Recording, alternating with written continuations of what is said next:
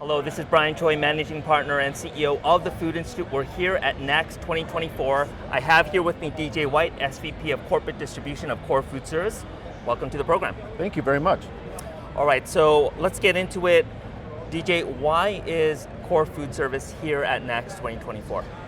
Yeah, so it's a great question, and here's what I'll say is number one, just to kind of clear it up, so we are part of the Acosta Group.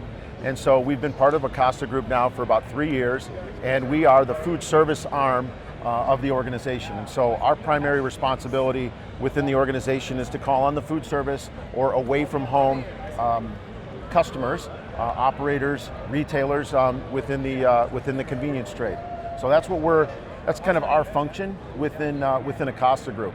And so you think about why are we here? So if I went back 5 or 10 years, I can tell you that 𝗟𝗃 was not even on our radar screen as a food service agency. Today, with kind of the explosion of away from home food that's happening in the convenience trade, it has turned into a very, very important part of our business from an away from home standpoint, and it's something that we're very focused on. Awesome. Well, you shared with me an interesting stat that last year, like only 7 of your clients were here. This year, it's almost doubled?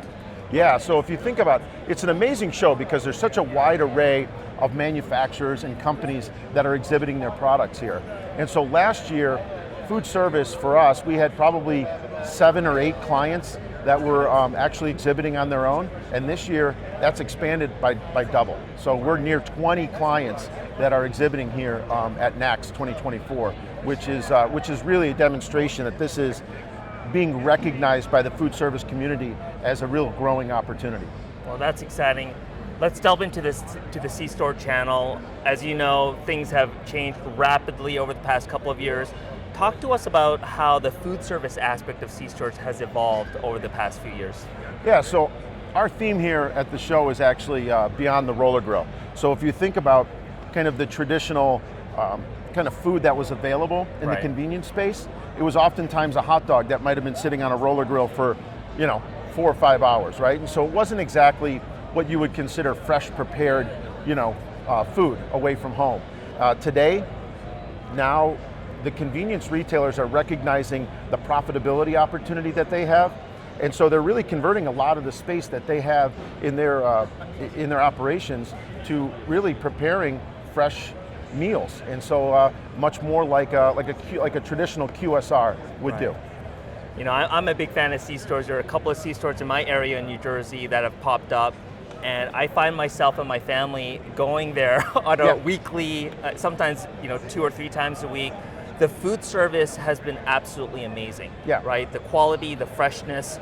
So talk to us about the fresh prepared meals, the made-to-order type of food service options available now. So that's really kind of what's happening, is that these retailers are starting to differentiate their food service offerings and driving demand and actually driving a craveability for their consumers. And so it used to be, you would go and you would grab, get your gasoline, you might go in, grab a soda.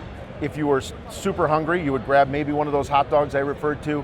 Now, it's actually becoming a destination for consumers. So it's not just, I'm going to buy something because I'm here to get my gas, but I'm actually going to the convenience retailer to actually purchase food as my original kind of, or initial kind of instinct to go to that location. And so I think that's where there's a lot of differentiation happening. And so the retailers are really taking a much more tactical approach to the food that they're preparing, so that they're not just getting an incidental sale, but they're actually, again, driving the consumer to come to their location for that food.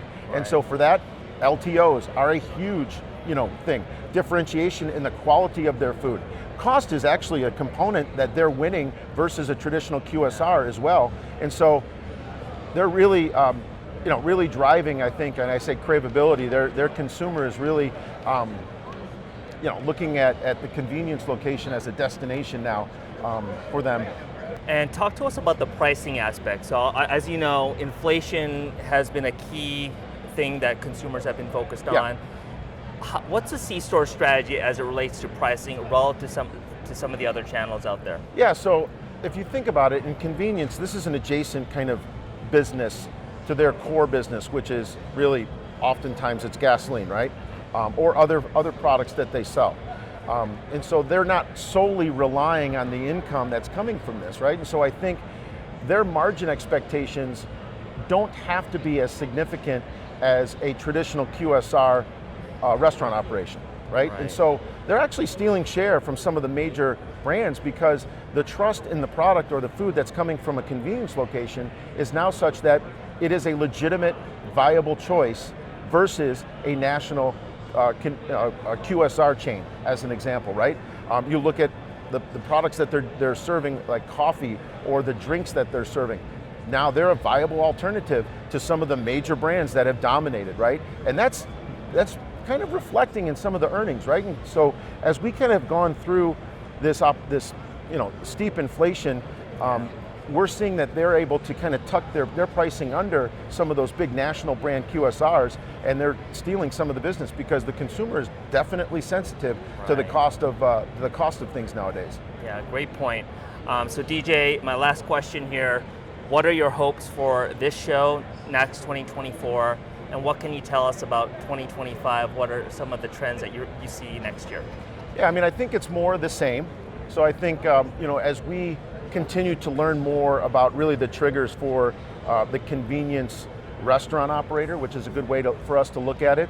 I think bringing LTO concepts to them, right? So we do a lot of culinary consultation with food service operators, convenience retailers, and we feel like that's a big opportunity for us because that's what they're looking for. They're looking for some direction in how to continue to differentiate their menu and drive that continued craveability, right?